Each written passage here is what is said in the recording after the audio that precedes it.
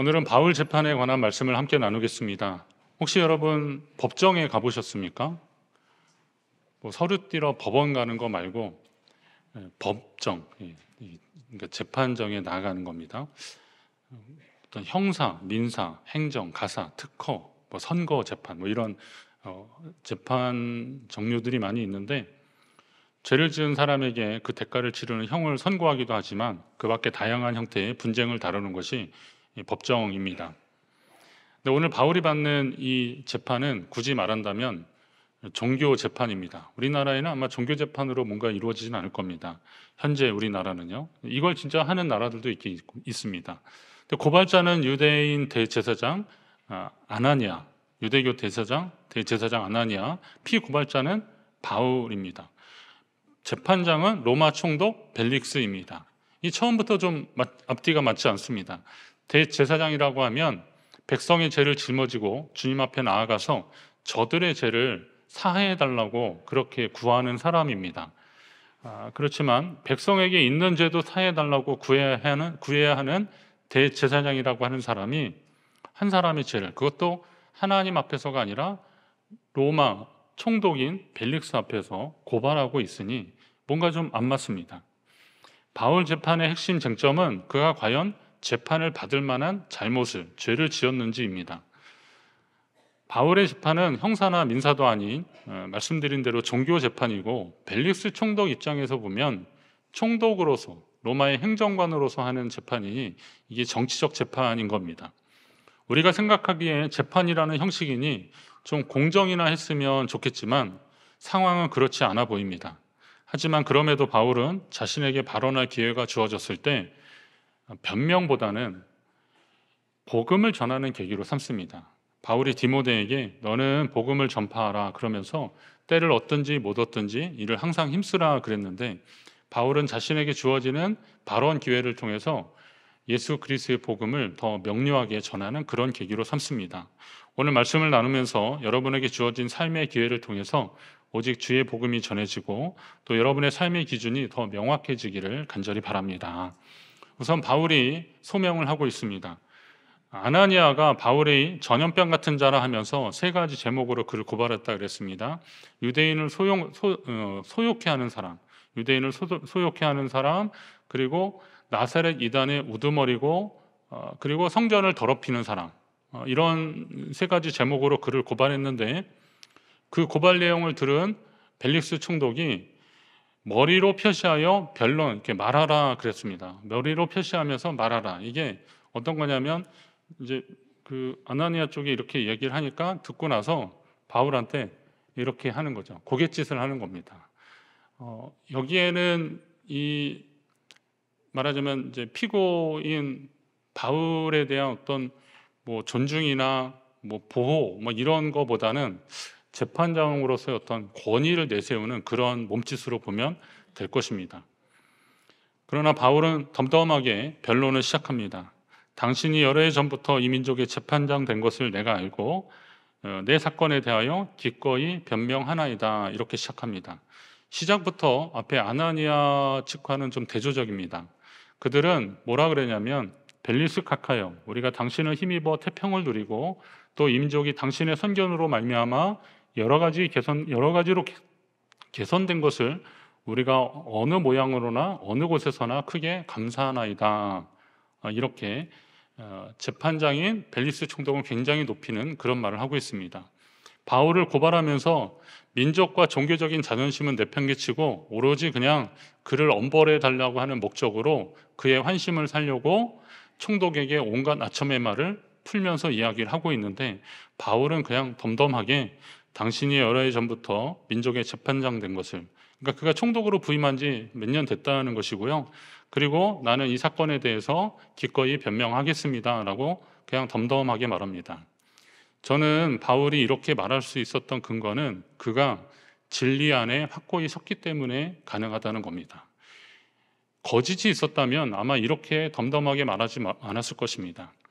마귀는 속성이 뭐냐면 하나님의 진리를 거짓된 것으로 바꾸는 그런 특징이 있는 겁니다. 그러니까 이 로마서 1장에 보니까 마귀는 하나님의 진리를 거짓 것으로 바꾸어서 피조물을 조물주보다 더 경배하고 섬기도록 하는 겁니다. 그러니까 거짓과 진실을 막 섞어서 어느 것이 진짜인지 모르게 헷갈리게 하고, 그러다가 어느새 거짓을 더 위대하게 보이면서 그것이 전부이냐 하고 사람들로 하여금 거기에 머리를 숙이게 하는 겁니다. 우상을 만드는 것의 특징을 보면 그 브라질의 리우데자네이루 그런 데 가보면 이렇게 예수상 큰 거 있잖아요. 근데 저는 그냥 상징성으로 봤으면 그렇게 할 수 있고, 도시를 품는 게 예수님의 마음이라고 생각하면 그냥 그렇게 볼 수 있는데, 크게 만들수록 사람들이 더 위압감을 느끼고 또 그 앞에 가서 어떤 숭배하는 마음이 있을 것이다. 그러면 예수님이 과연 그렇게 큰 신상을 만들어서 우상 숭배하듯이 그렇게 경배받으려고 그런 마음을 갖지는 않으셨을 것이다 라는 겁니다. 교회의 첨탑이 높아지고 교회의 규모가, 건물이 커지는 것을 통해서 사람들한테 우리 교회는 이 정도 되는 교회야 라고 하는 그런 의미로 교회를 크게 짓는다면 그건 하나님의 뜻에 위배될 것입니다. 그건 세상이 말하는 맘모니즘의 방식이거든요. 많은 것, 큰 것, 대단한 것, 이런 것을 통해서 위압감을 주려고 하는 겁니다. 총독 벨릭스가 고갯짓을 하면서 말하라 라고 하는 것도, 나는 이 재판의 재판장이다, 너는 나한테 잘해야 된다 라고 하는 그런 위압감을 표시하는 건데, 이게 사단의 전략입니다. 오늘날 교회도 이러한 속임수에 속지 말아야 되는 겁니다. 참 진리는 수에 있는 것이 아니라는 거죠. 많은 사람들이 예수님을 따라다녔지만 예수님이 정말 위기를 당하시고 붙잡히실 때는 다 도망가더라고요. 예수님이 오죽하면 그 어느 모임에서 같이 있다가 사람들이 다 떠나간 다음에 너희도 가려느냐라고 그렇게 물어보십니다. 예수님이 이 땅에 오셔서 수만의 제자를 삼으신 게 아니라 단 12명의 제자를 삼으신 것을 보면, 세상에서는 숫자를 가지고 이야기를 하고 있지만 예수님은 참 진리에 대해서 말씀하고 싶으셨던 것입니다. 바울도 그를 둘러싸고 있는 많은 사람들이 있었지만 그는 그 속에서 참 진리 대신 주님만 전하고 싶었던 것입니다. 오늘날 교회가 바로 그렇게 해야 될 것입니다. 저와 여러분이 참 진리 대신 주님을 소유하시고 그 복음을 소유하시고 그 복음대로 살아가시기를 간절히 바랍니다. 그러면서 바울이 지금 자기를 변론하고 있는 것은 이 일 이후에 이루어지는 하나님 나라의 복음 전파의 역사를 위해서 바울은 지금 기꺼이 자신을 희생하고 있으면서, 그리고 논리적으로 이 부분을 이야기를 하는 겁니다. 자칫하면 이 재판이 정치적이고 감정적인 재판이 될 수 있는데, 바울은 조목조목 사안을 가지고 이야기하면서 변론을 하고 있는데, 결론은 그들의 고발이 근거가 없다는 겁니다. 거짓이라는 겁니다. 유대인들을 선동했다고 하지만 자신은 예루살렘에 온 지 12일밖에 안 됐다. 그 안에 무슨 일이 있었겠느냐라는 거고요. 성전이나 회당에서 누구와 변론하거나 무리를 소동한 일이 있으면 얘기해보라는 거예요. 사실 그런 일이 없었기 때문에 자신 있게 말했던 겁니다. 이건 거짓말이라는 겁니다. 그리고 자신을 나사렛 이단의 오두머리라고 했는데, 자기도 그들이 믿는 하나님을 믿고 있고 그들이 중요하게 여기는 율법과 선지자, 이건 구약을 통틀어서 하는 말이거든요. 이 율법과 선지자를 인정하고 나도 그 법을 따르는 사람이다라는 겁니다. 그리고 그들이 기다리는 하나님을 향한 소망, 부활의 믿음이 있다는 거예요. 그러니까 예수 이단이라고 그러면서 그들이 그것을 이상한 집단이라고 말하지만 거기도 역시 구약을 인정하고 하나님 주신 소망을 기다리는 그런 사람들이라는 거죠. 내가 그런 소망을 가졌다는 거예요. 오히려 자기는 가뭄으로 인한 기근으로 어려움 당하고 있는 예루살렘에 있는 유대 동족을 위해서 저쪽에서 연보를 가지고 와서 그들을 도와줬고, 또 성전에서 예배도 드리고 제사도 드리고 그랬는데 이게 무슨 잘못이 있느냐라는 겁니다. 그리고 만약에 저 아시아에서 온 사람들이 만약에 내가 무슨 문제가 있고 자기를 반대했다면 그들이 당신한테, 벨릭스 총독 당신한테 직접 가서 고발했을 것이지 예루살렘에 있었던 아나니아가 고발할 거는 아니다라는 이야기를 하는 겁니다. 굉장히 논리 정연하고요, 빈틈이 없습니다. 사실 이 정도 얘기하면 사실 할 말이 없는 것이 사실입니다. 진실과 정황에 근거해서 논리 정연하며 확신에 찬 바울의 변론에 아무도 반론하지 못하는 상황이 벌어지고 말았습니다. 결국 벨리스 총독은 그 상황에서 어떤 결정을 하냐면 이 도에 관한 것을 그도 자세히 알아서 판결을 천부장 루시아가 오기까지 좀 연기를 하는 그런 결정을 내립니다. 아마도 로마 제국의 총독으로서 지역에서 일어난 이 도, 이건 이제 그리스도교죠. 그리스도교에 대한 조사를 이미 조사를 했을 것이고 결과를 알고 있었을 것입니다.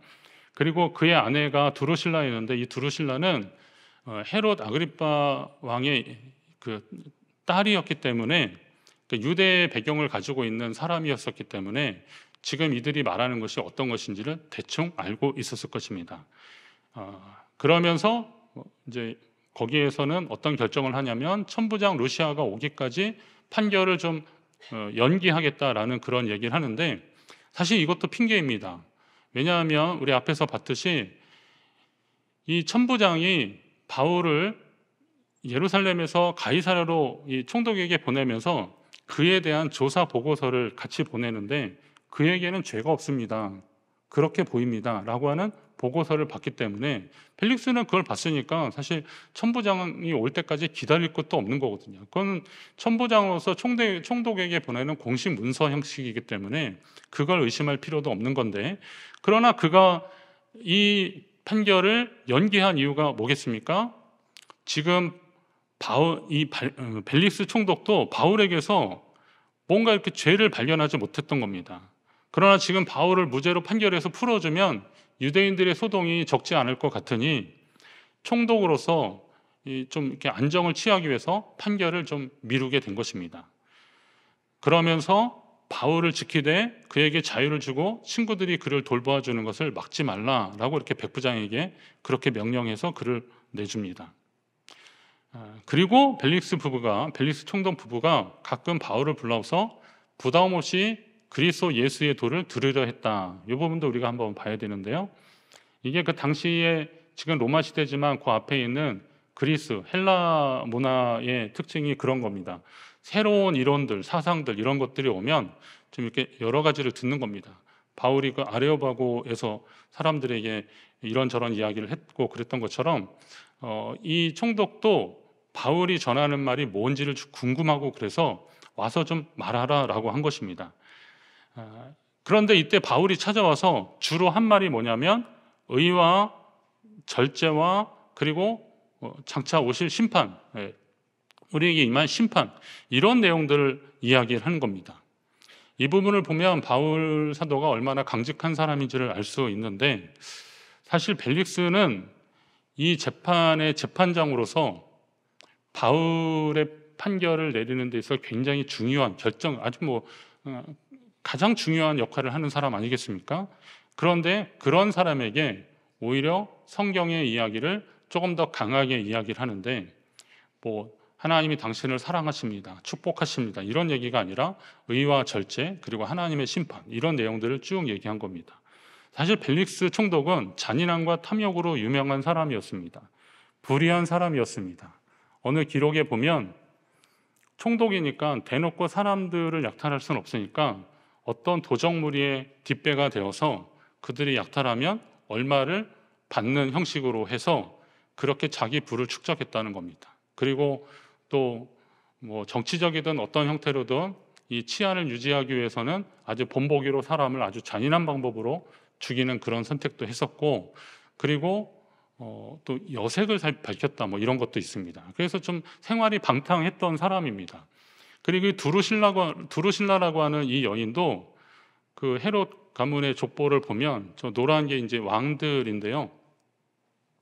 헤롯 아그리파의 딸입니다. 그런데 누구랑 결혼했어요?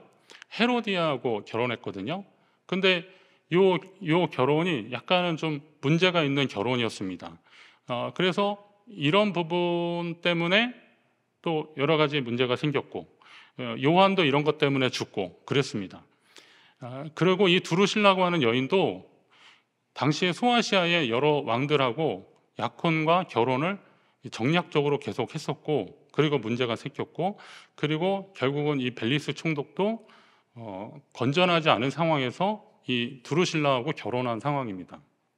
그럼 이거는 그냥 암암리에 다 알고 있는 건데 사도 바울이 눈치 없이 가가지고 의와 절제 그리고 하나님의 심판 이런 이야기를 한 것일까요? 바울이 눈치 없었다고 보기는 어렵고 바울은 자기의 생명이 위태로운 순간이 될지언정 하나님이 자기에게 맡겨주신 일들을 하려고 노력했던 겁니다. 이전에 세례 요한이 그랬던 것처럼 오늘 믿음의 사람들이 바로 그런 일들을 하고 있는 거죠. 자, 이런 것을 보면 이제 벨릭스 총독이 불편한 거죠. 불편해서 지금 갔다가 내가 부르면 다시 오라 이렇게 명령합니다. 그러나 여러분 이런 상황들을 보면서 복음에는 양보가 없다는 사실을 우리 알아야 됩니다. 복음에는 양보가 없다는 거예요.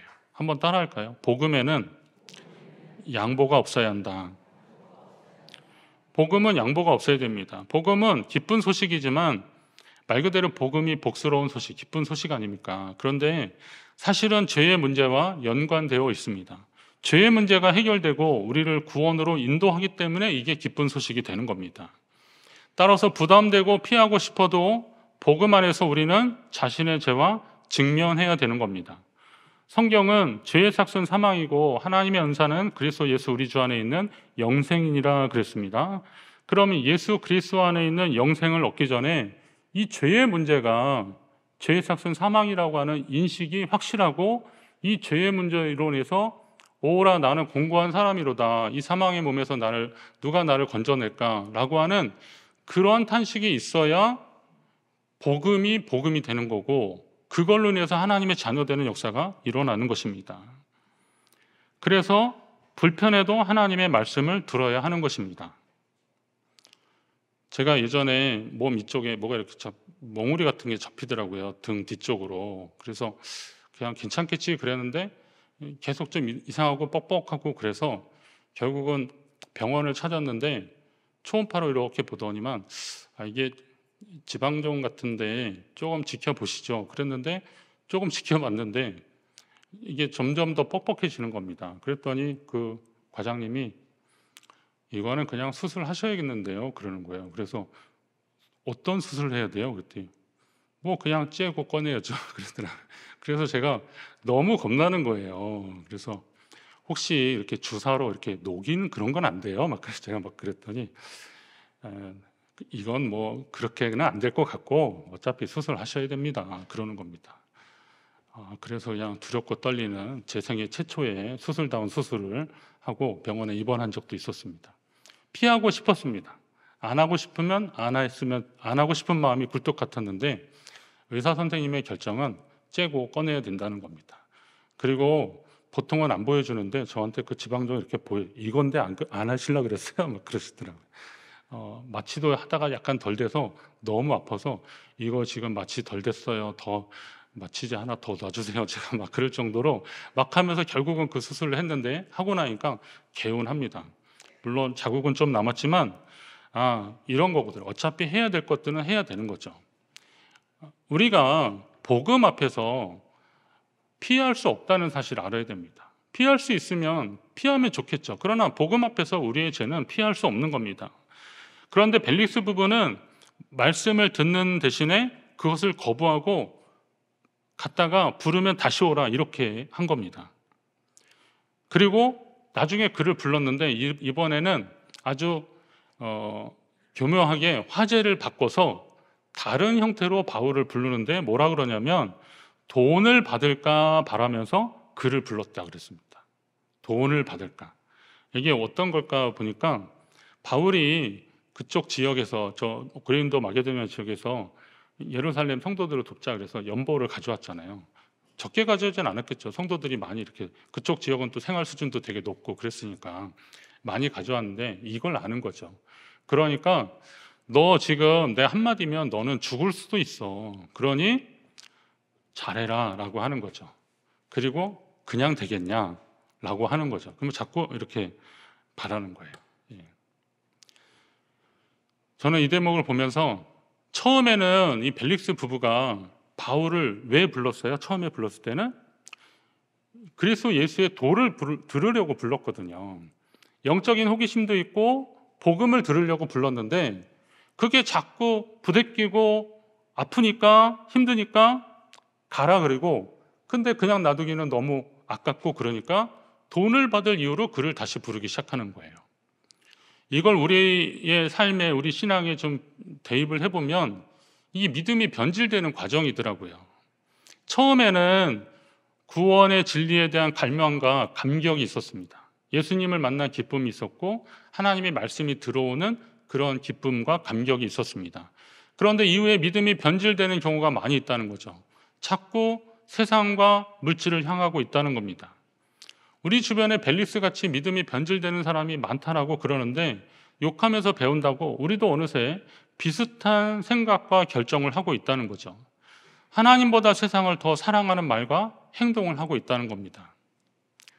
마틴 로이드 존스 목사님이 그런 말씀하셨더라고요. 교회의 유일한 구별은 하나님의 말씀과 그 계시와 가르침에 복종하는 자, 이런 사람들과 그렇지 아니한 자로 나누어집니다. 교회가 사실 신분을 차별하거나 편을 가르거나 그러면 안 되는데, 그래도 교회에서 유일한 구별이 있다면 하나님의 말씀과 계시와 가르침에 복종하는 자가 있고 불순종하는 자가 있다는 거죠. 그럼 여러분은 어디를 선택하셔야겠어요? 말씀과 계시 그리고 가르침에 복종하는 사람, 저와 여러분 되시기를 간절히 바랍니다. 그러니까 복음이 변질되지 않도록 끊임없이 우리 자신을 보셔야 되는 겁니다. 교회 공동체를 세우는 일이 하나님을 사랑하는 일이고, 하나님은 그 일을 위해서 우리를 구원해 주시고 우리에게 온갖 선물을 주셨습니다. 은사도 주셨습니다. 그럼 이걸 통해서 다시 하나님께 영광 돌리고 교회 세우는 일을 해야 되는 것입니다. 여러분이 하나님께 받은 것을 주를 위해서 사용하십시오. 그런데 이게 변질되면 교회에서 자꾸 흔들고 흩어지게 하고, 그런데도 본인은 모르고 본인만 모르고 나는 여전히 하나님을 사랑한다 이렇게 말하고 있습니다. 그걸로 인해서 아파하는 사람이 너무 많은데 말입니다. 우리의 말과 행실이 더 주님 닮아가고 또 주님 가까이 가야 되는 것이 바로 그런 것이고, 이것이 변질되지 말아야 되는 것입니다. 바울은 이런 재판장에 섰는데, 그러나 이런 일들을 통해서 우리가 한 번 더 생각해 봐야 되는 것은, 성도는 세상의 법정은 좀 피해야겠지만 하나님의 심판대 앞에 설 것을 항상 염두에 둬야 됩니다. 우리는 누구의 죄를 밝히고 정죄하고 심판하려고 하지만 자신 안에 있는 큰 죄에 대해서는 애써 외면하고 있습니다. 바울의 죄를 고발한 것 때문에 대제사장 아나니아를 천하의 나쁜 사람이라고 그렇게 생각할 수 있겠지만, 적어도 행실적인 측면에서 보면 대제사장인 그가 지금의 우리보다 율법에 더 충실한 삶을 살았을 것이 분명합니다. 대제사장이니까요. 에봇을 입었으니까, 그리고 사람들 사이에서 존경받았으니까 그가 무슨 못된 짓을 하거나 그랬겠습니까? 그러나 하나님이 보시는 것은 겉으로 드러나는 그런 율법과 관련된 행실들이 아니라 그 속에 있는 자비와 긍휼 그리고 사랑입니다. 골로새서 3장에 그런 말씀이 있어요. 하나님이 택하사 거룩하고 사랑받는 자처럼, 그러니까 하나님의 백성은 긍휼과 자비와 겸손과 온유와 오래 참음을 옷 입으라 그렇습니다. 그리고 누군가에게 좀 불만이 있거나 그렇다 해도 서로 용납하고 용서하되 주님이 너희를 용서하신 것 같이 하고 이 모든 것 위에 사랑을 더하라. 요약하면 자비와 긍휼을 가지고 용서하고 용납하는데, 그것을 사랑으로 더하면서 살아가라. 이게 우리를 온전하게 매는 띠라라고 하는 그런 말씀을 주시는 거죠. 이게 하나님 아버지의 마음이라는 겁니다. 너가 얼마나 율법에 더 충실했느냐, 율법을 무시하라는 게 아니에요. 지키지 말라는 게 아니에요. 그러나 형식의 하나님의 사람이 아니라 그 마음까지 자비와 긍휼과 사랑을 가지고 그렇게 살라는 것입니다. 아마도 우리 모두에게 이 부분이 가장 큰 숙제일 것입니다. 자비와 긍휼, 사랑을 기뻐하시는 하나님 아버지의 마음을 실천하지 않으면서 주님을 닮아가는 주의 자녀라고 하기 참 어렵습니다. 주의 자녀된 삶을 살지 못하면 구원의 기쁨도 없는 것입니다. 여러분, 주의 자녀로서의 기쁨이 어떤 건지 한번 생각해 보셨습니까? 주의 자녀로서의 기쁨.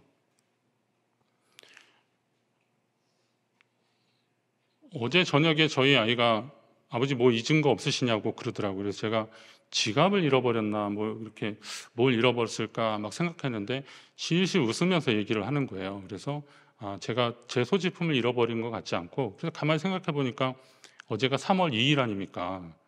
제가 걔한테 용돈을 안 보냈더라고요. 근데 이 녀석이 시시 웃으면서 이제 뭐 당연히 달라는 듯이, 저번엔 제가 네가 나한테 돈을 맡겨놓은 게 있냐 그랬더니 그래도 뭐 이렇게 얘기를 하는 거죠. 그런데 가만히 생각해 보니까 말씀 준비하면서 이제 더 생각이 나는데, 그게 자녀된 즐거움이에요. 부모님한테 용돈을 타는 즐거움. 예. 부모님이 나에게 주실 것이라고 하는 기쁨, 즐거움, 설렘들이 있는 거죠. 그런데 만약에 그 자녀가 장성을 해서 취업을 하고 그래서 월급을 받았다. 그러면 그거를 이제 그때도 부모님께 용돈 받겠습니까? 그걸 부모님께 송금을 해드릴 거 아닙니까? 기쁠 때, 그렇게 송금을 보낼 때 슬프겠습니까? 기쁨 아닙니까? 내가 부모님께 이걸 보내는 것도 기쁨이라는 거죠. 그러면 뭐 부모님 입장은 차지하고라도 자녀 입장에서 받는 것도 기쁨이고 드리는 것도 기쁨이 되는 겁니다. 여러분에게 이런 선순환이 계속 일어나길 바랍니다. 그렇게 되길 바라는데요. 그럼 하나님의 자녀로서의 기쁨이 있잖아요. 구원받은 주의 자녀로서의 기쁨. 나를 구원해 주셨구나. 생명을 주셨구나. 기쁨이 있는 거예요. 그리고 내가 주를 위해서 뭔가를 드릴 수 있는 것도 기쁨입니다. 다윗이 그랬잖아요. 성전 그 기물들을 이렇게 준비하면서 우리가 무엇이 간데 하나님께 이렇게 드릴 수 있는 기쁨을 주시냐고. 그게 하나님의 자녀로서의 기쁨이거든요. 그럼 하나님의 자녀로서의 기쁨을 누리려면 어떻게 해야 돼요? 그냥 말과 행실이 착해서만 되는 것이 아니라 확실한 구원의 감격이 있어야 되고 주님 자녀로서의 삶의 모습이 우리 가운데 배어 있어야, 그래야 이 기쁨에 더 충만한 삶을 살 수 있는 것입니다. 표면적으로는 구원받은 자라고 하지만 내용은 세상과 다를 것 없는 자로 살다가 주님 앞에 서면 우리는 과연 무슨 말을 할 수 있겠습니까? 히브리서에 보니까 한 번 죽는 것은 사람에게 정하신 것이고 그 외에는 심판이 있다 그랬습니다. 요한계시록 20장에 보면 우리는 다 주님의 흰 보좌, 백보좌 앞에 다 서게 될 것이라고. 근데 그 보좌 앞에서 생명책이 펼쳐져 있는데 거기에는 자기의 행위를 따라 책들에 기록된 대로 심판을 받게 될 것이라고 그랬습니다. 거기에 행위는 크게 주어진 믿음의 기회를 붙잡고 살았는지를 의미하는 겁니다.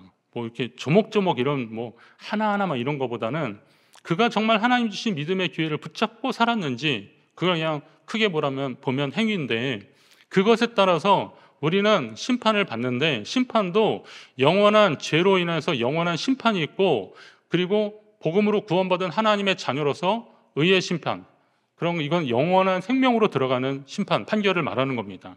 여기에 이게 갈라진다는 것이죠. 달라진다는 겁니다. 그러면 우리 안에 예수 그리스도의 생명의 이름이 있으면 주님은 우리의 허물을 덮어주시고 영원한 생명으로 우리를 인도하실 것입니다.